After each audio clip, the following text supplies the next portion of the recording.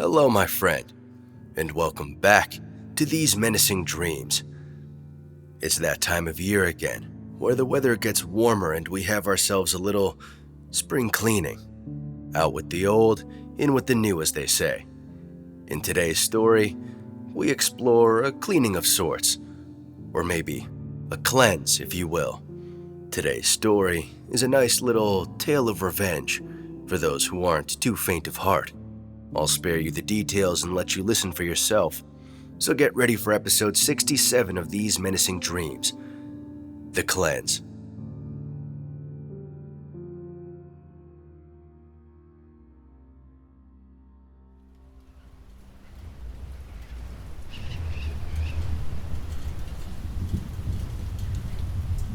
There's a storm coming, a big one. And when it gets here, it's gonna wash every dirty little thing about this place away.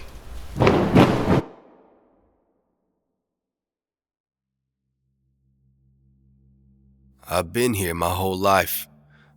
I know every root, every tree, every blade of grass this place has to offer. It's somewhere I was proud to call home, but in all its natural beauty, it still takes my breath away from time to time. I grew up by the river, so water is like a part of my soul. It's the calming warmth of a loving mother. But when it rains and that current picks up, its force is indifferent. The house I grew up in also has a connection to water. It was built to account for it. The front end sits on top of a short but steep hill. The back end comes off of it and is held up by 4 tall wooden support beams. It's built like that in case the river floods.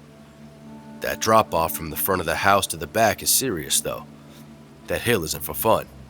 I remember when I was a kid, I used to ride my bike down it. Always a thrill, but never a pleasure. I remember one time when I was like 10, I went over the edge with a bit too much speed. Instead of falling down and spilling to the side like you normally do on a bike, I flipped right over the handlebars and went headfirst into the lawn. I broke my arm and chipped my 2 front teeth in half. Needless to say, I didn't play around on that hill with my bike too much after that. In the house, it was me, my mama, and my daddy. I always wanted a brother or a sister. And apparently I had one for some time when I was just a baby, but I don't remember that, and my mama never wanted to talk about it. We had a happy house.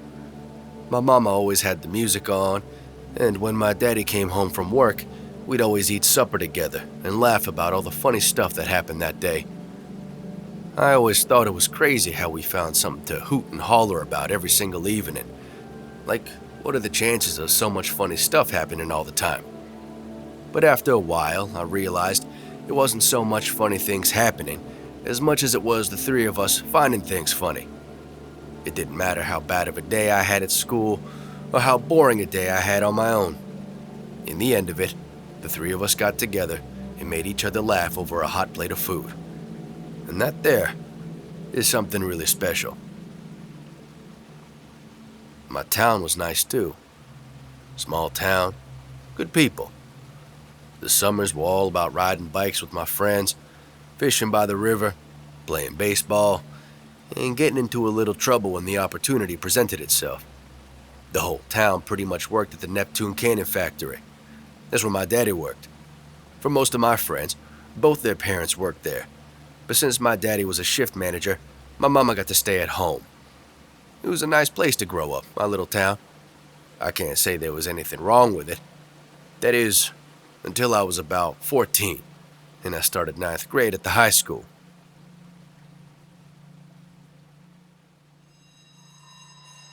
That year, 3 new boys moved to the area and started going to school with us.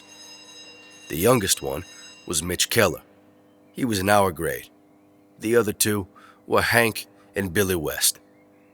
Hank was in 10th grade, and Billy was a senior. Everyone thought Mitch was Hank and Billy's cousin because they looked so much alike, but Hank and Billy said Mitch wasn't kin. and Mitch got really mad anytime someone made that assumption. You know how kids laugh whenever they see other people get angry? Well, that's what happened whenever Mitch freaked out about being called Hank and Billy's cousin. Kids ain't really the kindest when it comes to having fun, and at school, they had a lot of fun with Mitch. He didn't really do himself any favors, though. He wasn't very nice, and all three of those boys had a kind of arrogance that was hard to describe. The way they were was probably because of who their fathers were, and everyone in town knew them. Old man Keller moved here with Mitch because he bought into and became part owner of the Neptune Cannon Factory. My daddy said he was a real son of a bitch and a very difficult man to work for. He was hard on everyone, including the managers, but it was the low-level workers he was really terrible to. One time, he caught a couple shift workers skimming cans of sardines off the line to sell on the side. These two workers, they were Mexicans, and they didn't have their papers, so old man Keller knew they needed this job. Instead of firing them or docking their pay, he decided to make an example. He had all the workers and managers gather around and watch these two women eat all the sardines they took off the line. My daddy said there must have been 50 cans between the two of them. When they couldn't eat anymore, old man Keller said he'd call immigration on them if they didn't finish everything. So they forced it down until they started throwing up. Then they forced it some more. In the end, those two women ate all the sardines and sat there green in the face. Usually when my daddy told us stories like this, it was funny. We weren't laughing at this one, though. Hank and Billy's daddy, Judge West, was a real piece of work, too. He was a circuit court judge and oversaw all the big civil and criminal trials in this little old place. Just like old man Keller, he was a mean man, known for giving out life sentences like handshakes. For some of the cases he oversaw, a lot of people felt like he was too harsh, but some folks didn't mind it. Judge West set an example when he first came here, that this county isn't one to sell drugs or have anyone killed. I guess him and old man Keller were similar in that way. For somebody with a daddy that scary, you'd think they'd be pretty well behaved, but Hank and Billy weren't like that at all. Neither was Mitch. Billy came in as a senior and joined the football team right away. He wasn't any good, but he sure loved hitting people, on and off the field. He was loud, tough, and scary. Whenever he came through, you just got out the way. He started dating this girl Daphne that year too. At first, things seemed pretty normal. They were always kissing in the hallway, cruising around in his car. 94 Mustang. Whew. Man, what a beaut. I can still hear it peeling off the lot after school. But after a while, things got messy, and they started arguing. A lot. One day, Daphne came to school with a busted up lip. She went and told everyone she slipped and banged her face on a table. Nobody questioned her about it, but everybody had a good idea about how she got hurt. And it wasn't from no table. Billy's little brother Hank acted a lot like him. Only difference is, he wasn't that tough. He was a loudmouth troublemaker, but people didn't fear him like they feared Billy. It was probably because if anyone went messing around with him, Hank didn't have to fight his own battles. He could just run off and get his big brother. Billy didn't stick up for Mitch the same way he stuck up for Hank. You'd think that would make Mitch a little more humble, but it actually made him worse. Teasing, scrapping, pushing, and fighting was all they did that first year those boys came here. Nobody liked Mitch. Most people hated Hank, and everybody feared Billy. Those three boys really made school an uncomfortable place when they first got here. But after that first year, Billy graduated and went off to join the army. After that, Hank and Mitch were left to fend for themselves, and the next 3 years were a real rough ride. The biggest bright spot for me at that time in life was meeting Suzanne. That year, in 10th grade algebra, she sat in front of me, next to the window. She was a real pretty girl. Yeah, I even thought the back of her head was pretty when we first started that class. The first time I ever talked to her was when I forgot to bring a pencil one day. I thought it'd be a good excuse to say something, so I tapped her on the shoulder and said, "Hey, you got a spare pencil I could borrow?" She just looked at me with the kindest eyes I ever witnessed and said, "No." She turned back around like nothing ever happened, and I didn't say anything for the rest of class. I thought, gee, she ain't as nice as she looks at all. The next day, I came into class, and there was a brand new, unsharpened, yellow Ticonderoga pencil sitting right on my desk. I picked it up, confused, wondering who would leave something like that there. Suzanne turned in her chair to face me and said, "Now you don't have to ask me for nothing if you want to talk. You can just say, 'Hey, Suzanne,' and then say whatever you want to say." She smiled the most beautiful smile at me, and then I felt all warm inside.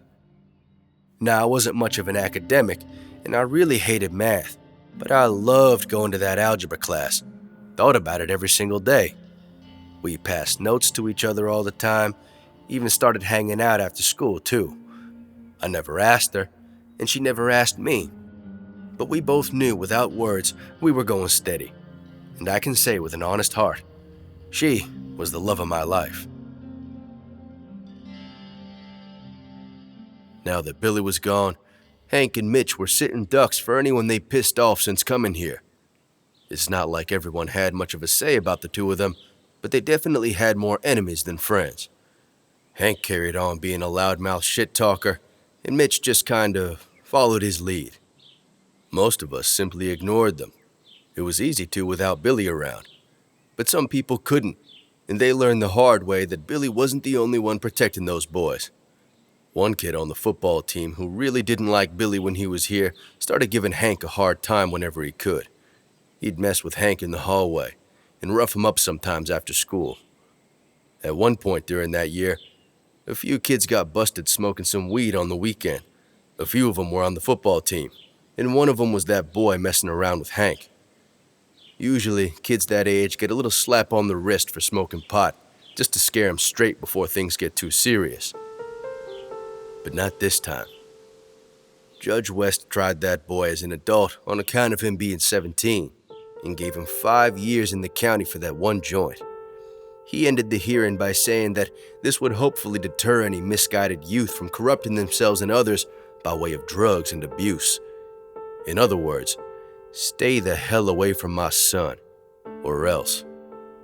I'm not really sure about Judge West's train of thought in making this decision. In theory, he was probably trying to protect Hank, but in reality, he was just creating a damn monster. The rest of high school was alright for me though. I always kept my head down and stayed out of trouble. I played varsity baseball my last 2 years and spent most of my time with Suzanne, the love of my life.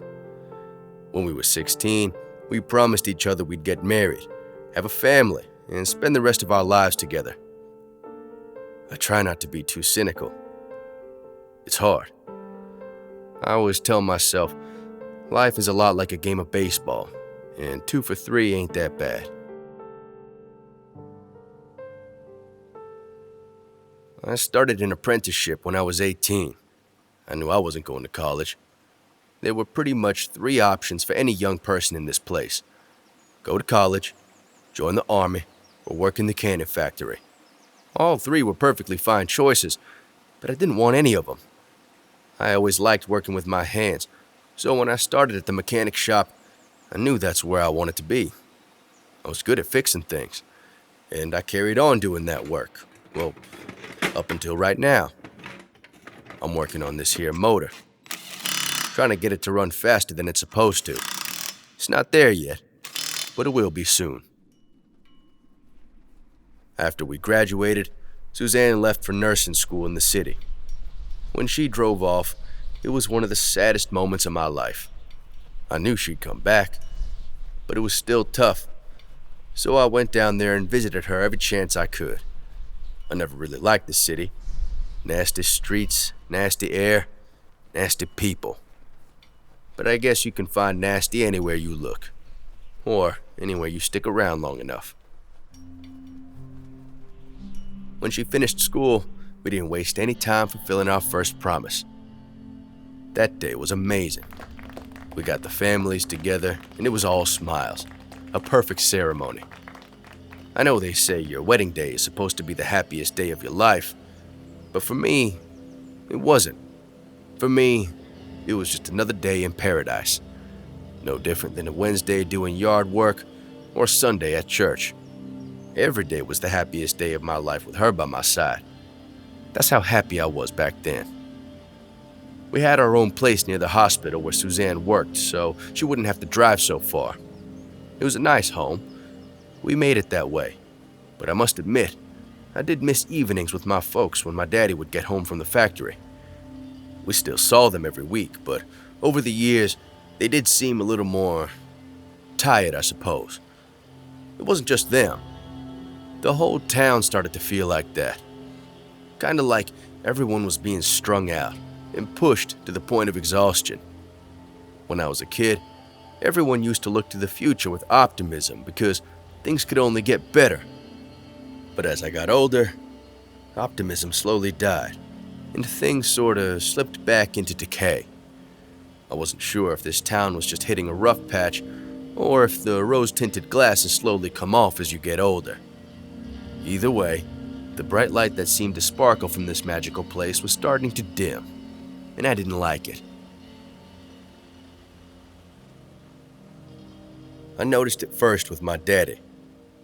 He really didn't like working at the cannon factory after a while.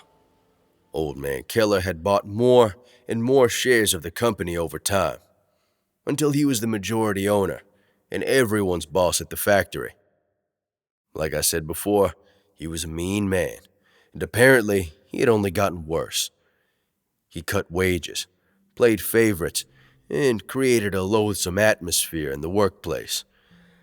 Managers were encouraged to tattle on anyone breaking or bending the rules, and if you didn't play his game, you'd feel his wrath. As far as I could remember, all anyone had to say about working there were good things. These days, no one has anything good to say. Even my daddy stopped telling stories from work. That's when I knew something must be seriously wrong with that place, because my daddy was a resilient man, and it felt like working there after Keller took over had broken him. Old man Keller's son Mitch stuck around too. He became a cop, and I'd see him driving around town all the time like he really was somebody special. He took his liberties behind the badge. It wasn't like him to do things without any help. Hank stayed around town as well, but I didn't see him very often. Apparently, he had fallen in with pretty rough company. But just like always, as long as his daddy was Judge West, he was untouchable. Those two boys didn't change much since our school days. I guess it only made sense for them to progress into something more, let's say, striking. However, we trudged along. I had my shop downtown, and Suzanne worked shifts at the hospital. Sometimes she was there early in the morning. Sometimes she was there late at night. We were doing what we'd always been told to do. Work hard, praise the Lord, and receive His blessings. I'm not saying we had a bad life, not at all, but I'd be lying if I said I felt truly inspired. Every day felt the same. Wake up, go to work, eat some supper, maybe see some friends on the weekend, and then do it all again. We were getting by, but, for what? We weren't saving for anything. We didn't have any big plans. I just went through the motions and watched my parents get older, and my dusty little town get sadder and sadder. What was the point? I asked God, and He answered us almost right away.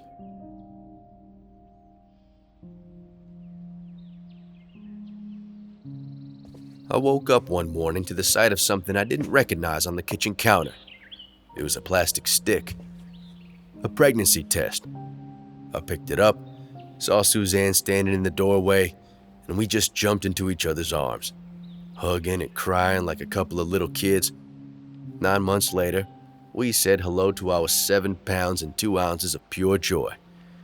In fact, that's what we called him, Jojo, because he just made us so damn happy. He was a curious little thing, and he brought light back into our lives. Finally, Life had purpose again. We weren't living for ourselves anymore. And now, everything made sense. You know they say, don't blink. Well, they're right. In no time, Jojo was off to school. The same school me and his mother met each other. Man, 14 years is no time at all if you really think about it. But it's still enough for a lot to happen. My mama passed away from cancer when Joe was 7. She only got diagnosed the year before, and my daddy left us the year after she did.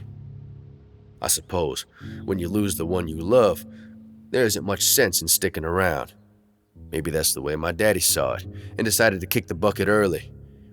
He was still working at the factory when it happened. He got chest pains on a Thursday and went to the hospital instead of work. They admitted him and said that he was experiencing heart failure with no particular cause. Over the next couple of days, things got worse. That Saturday, old man Keller called his phone, asking why he didn't come into work. I explained everything and said we'd need to take some time for my daddy to recover. I expected Keller to understand, but he just said if my daddy didn't come in on Monday, his job wouldn't be waiting for him after he got better. My daddy died that Sunday evening.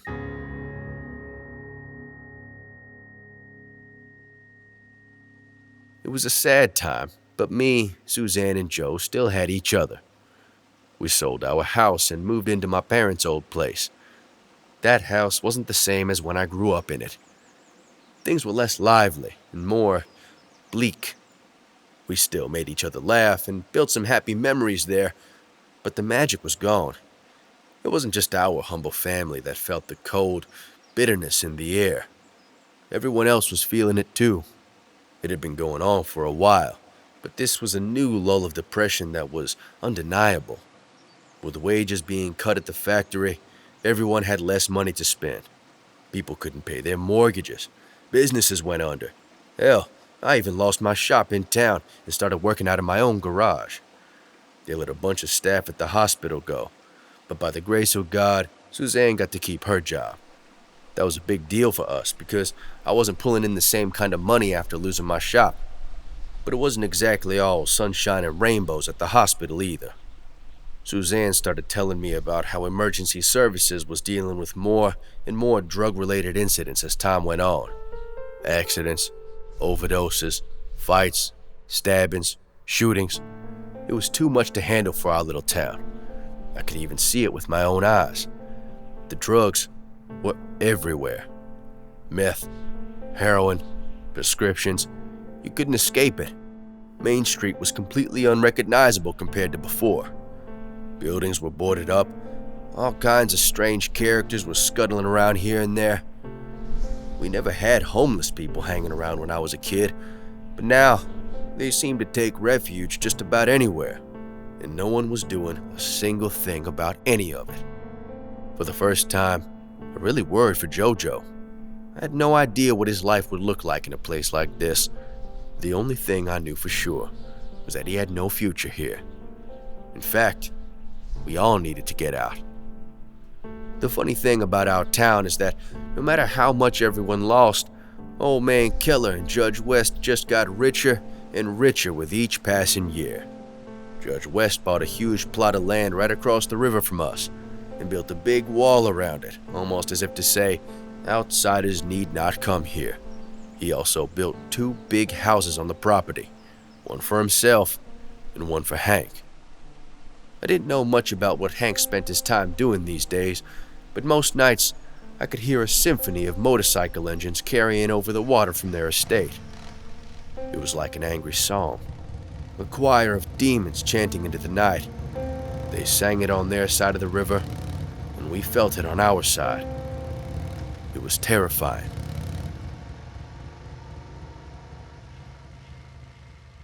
Old man Keller and his son Mitch bought some land on the other side too. Just like Judge West, they built 2 houses and put a big wall around them both. Business must have been real good at the cannon factory because those houses were enormous. Mitch lived in a mansion fit for a king, way bigger than any cop's salary could ever afford. And his daddy's house was even bigger than that. Although hard times had fallen on our tiny town, they didn't have to know about it. Instead, they just carved out their own little piece of paradise in the bayou, undisturbed by anything which may plague the common man. By the time Joe was 16, Suzanne and I started talking about getting out of the area. There wasn't anything for us here anymore. Our idea was to get Joe into a good college as soon as he finished high school, and then go move somewhere closer to him, or just away from here. Suzanne was a good nurse, and I was good with my hands, so we were confident we could make a nice life for ourselves elsewhere. A couple more years in this dying place couldn't do us too much harm, I thought to myself. But I was wrong. Seriously wrong. I was at home watching TV one night. Jojo was sleeping in his room, and Suzanne was having a late one at work. It was almost 2 a.m., and she was due to come home soon. So I figured I'd wait up for her, and we could go to bed together. 2:30 came and left, then 3, and soon 4. I tried calling her phone, but there was no answer. A lot of times she'd have to stay a few extra hours to cover for someone or because things were so busy over there, but she always let me know whenever she wasn't coming back. Tonight, I didn't hear anything, so I got worried. Then, my phone rang, and I got the worst news a husband could ever imagine.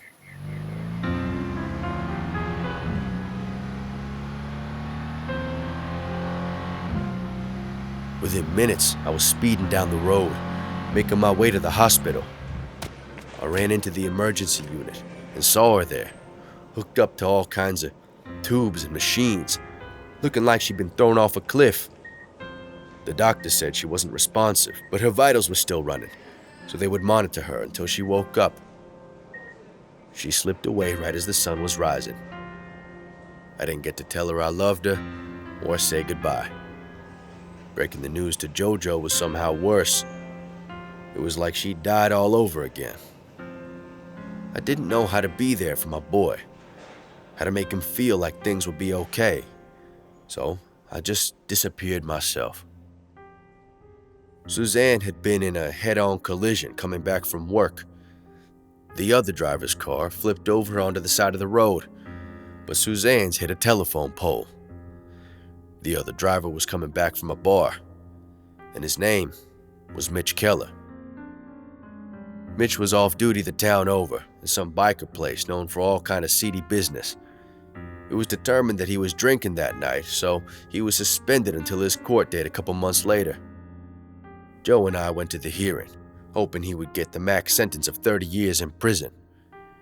He stood in front of a familiar face in the courtroom, Judge West, who, uncharacteristically, took extreme pity on Mitch's situation. He noted that even though Mitch had been drinking that night, it couldn't be determined if he was over the legal limit. He also noted that with no prior arrests or infractions, it would be unfair to assume Mitch was completely to blame for the accident. After all, 2 drivers were involved in the crash, so who's to say Mitch was the cause of it?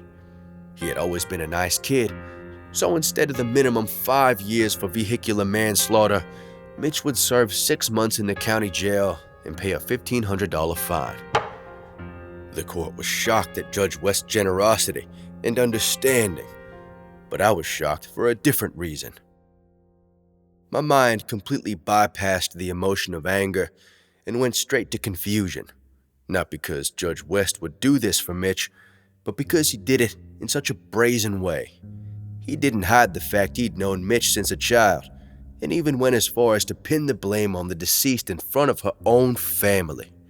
I should have rushed the stand and bashed Judge West's head in with his own gavel, but instead, I stared blankly into space, broken by the audacity of this shameless man. Life at home took a turn for the worst. Joe didn't speak a word to me, and when he did, it was because he had to. I can't blame him. I did nothing for him. I didn't turn to drink or drugs like everyone else who had lost something in this town. Instead, I just faded into the background, like grass in a field. I was useless, and Joe knew that even better than I did.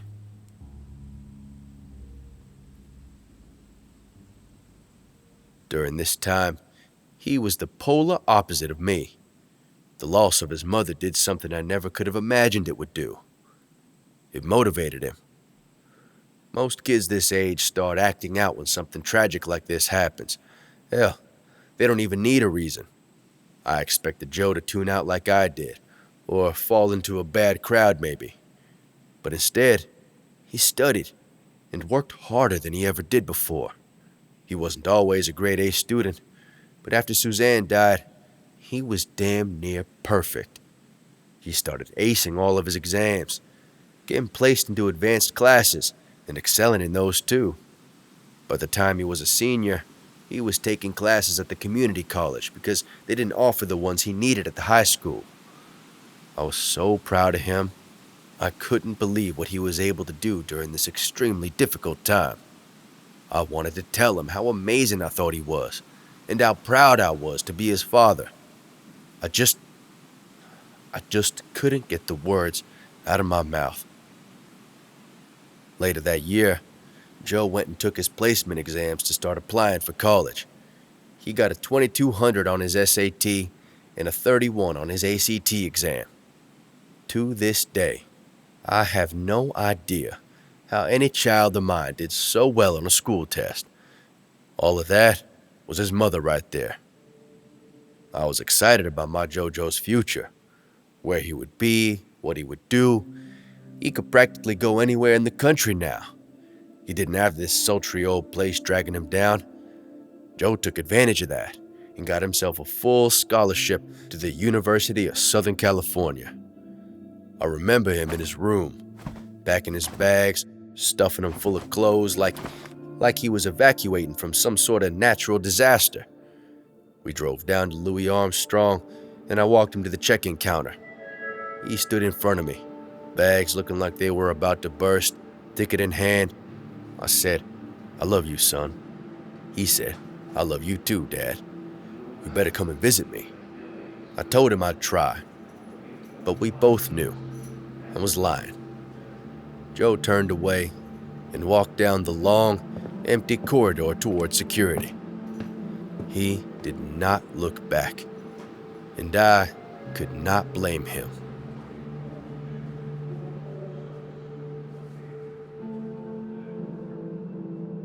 Back home, life for me continued in silence. From the outside, it would seem like nothing really changed. But if I'm being honest, my mind started going places it had never been before. Paranoia, anxiety, and a firm fixation on all things unholy. The 24-hour news feed became my domestic companion. The world as I knew it was crumbling, spiraling out of control, and constantly foreshadowing the end times. I looked at my surroundings and saw more of the same, dead rising to walk the earth as ghouls, specters of an existence long gone. Among these many shaded beings were wolves, predators by nature, who lived only to try and satisfy their insatiable appetites. The three most worrisome ones were Hank West, Judge West, and Old Killer.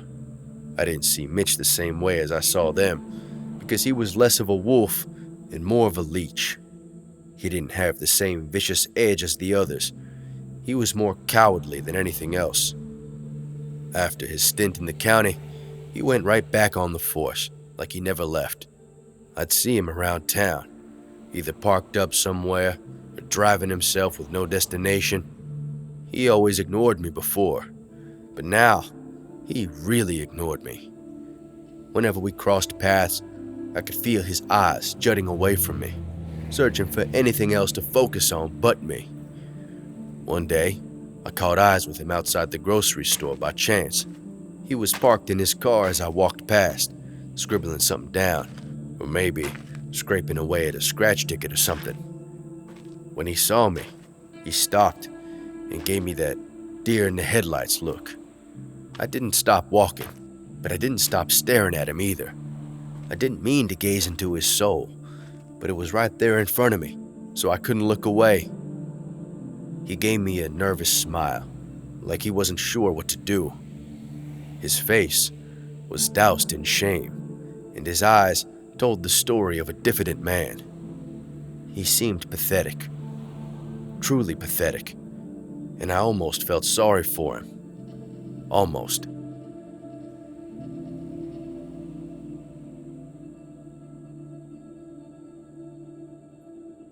Ever since Joe left, I started going back to church and reading the book.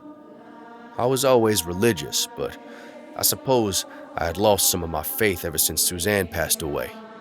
It was hard to see the light with nothing but demons and darkness all around, so I thought going back would restore my faith and sanity.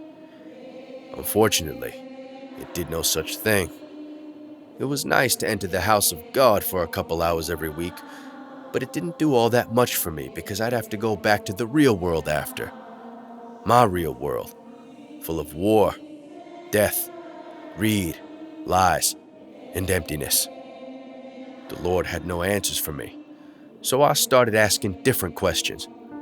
Mainly, is my life really special? Is everything going on around me really unique?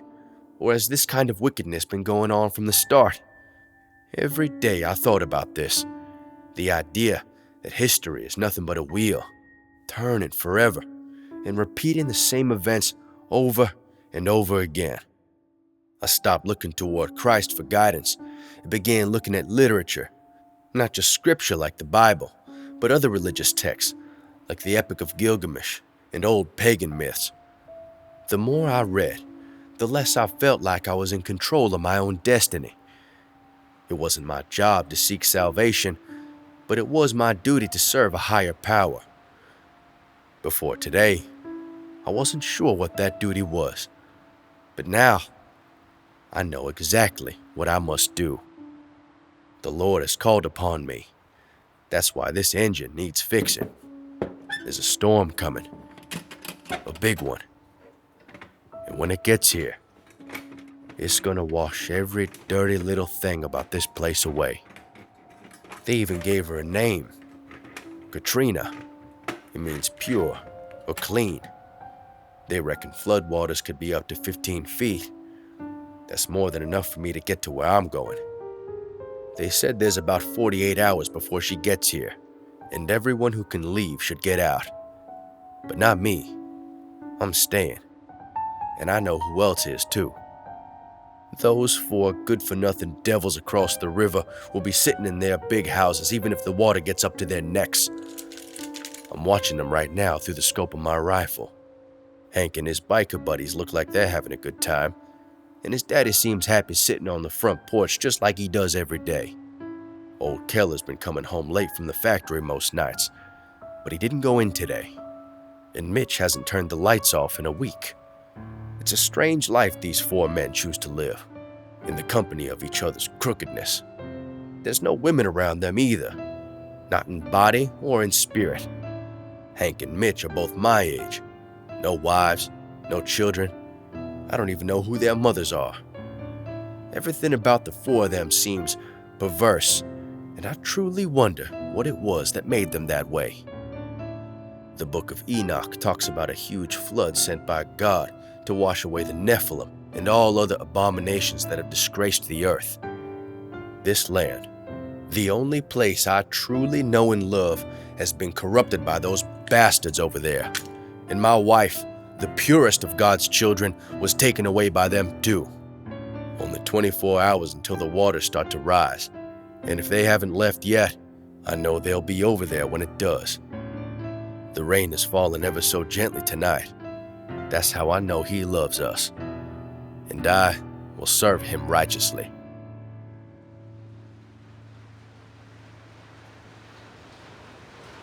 The water has been rising since 5 in the morning. It's coming into my garage now. The wind is howling something terrible too. That means it's almost time to go. You can't see the steep hill that the back end of my house hangs off of anymore. That's how high the water is. If the water level is this high on my side, it has to be all the way over the wall on their side. I never really considered the Wests and Kellers to be my neighbor, but at a straight shot, they aren't too far away. The only problem is getting there. But luckily for me, this motor works. I'll start at Judge West's house. The closer I get to it, I can see the water level is almost up to the second floor. If I just hitch my boat to the porch roof, I can climb in through the window. Wow, nice place. It must be a guest room because it doesn't look like anyone slept here in a long time. It sounds like someone might be down the hall. As much as I hate the man who lives in this house, I must admit, he does have good taste. A keen eye for the timeless. Excuse me, Judge West, you might not remember who I am, but I have something for you. I could tell he recognized me right before I pulled the trigger. And somewhere between the barrel and the back of his head splattering against the wall, he knew why I pulled it. Now it's Hank's turn, and I can say with brutal honesty that he does not have the refined taste for interior design that his father did. Wow. Now this is exactly what you would call a shithole. It doesn't seem like anyone's home, though. I thought he might have a few of his friends here with him to party out the storm, but I guess Hank got out. Oh, wait. Never mind. Passed out in his bed like a drunk teenager. Well, I suppose he doesn't have to know about any of what happened. Old man Keller does, though, and I plan to see the look on his face when I tell him. Boy, this place is huge. But bigger ain't exactly better, and money can't buy you class. Now where is this slippery little snake? He has to be around here somewhere. I counted 5 bedrooms and I don't see any others. Don't tell me he got out before the storm came. Oh, of course. The bathroom. One place I didn't think to look. Old man Keller, this here's for my daddy. One more stop to go. And for this one, I'm gonna give Mitch a piece of my mind. I didn't realize his house was higher up than the others. Looks like I can just use the front door.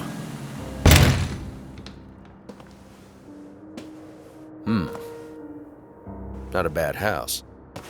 He has style like Judge West. Surprising for a simpleton like Mitch.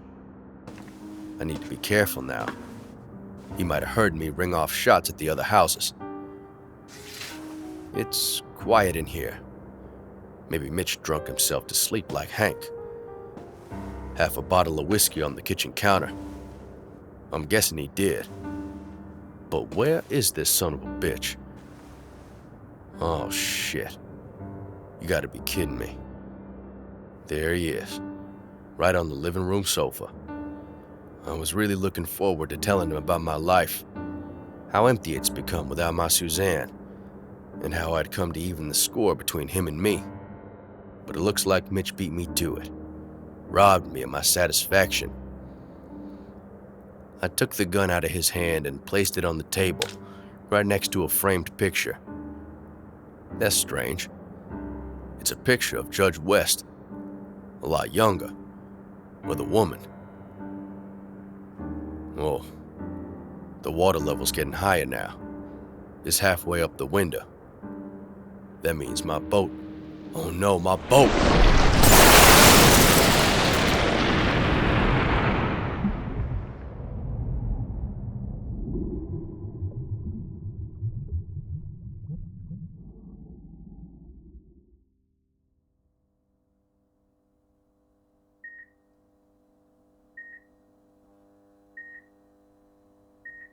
You got some nerve thinking you could get away with this, boy. What? Don't play dumb with me, you piece of shit. I know what you did and why you did it. So save the theatrics for God because you're about to meet him. Wait. I know you. You're damn right you do. Billy. I didn't recognize you. You look so different. 25 years in our army will change you, but I suppose wasting away here will do the same. I never took you for a murderer. I'm sorry about your daddy and Hank, but I did what I had to do. The hell you did? What did Hank and my daddy ever do to you, huh? My brother Mitch, I can understand what he did to your wife, but my daddy and Hank? This is it for you, son. Mitch? Your brother? Enough. What I say about playing dumb? I didn't kill Mitch. Bullshit. You covered the living room with his brains, you bastard. Stop lying. No, really. He did it to himself. Fuck you.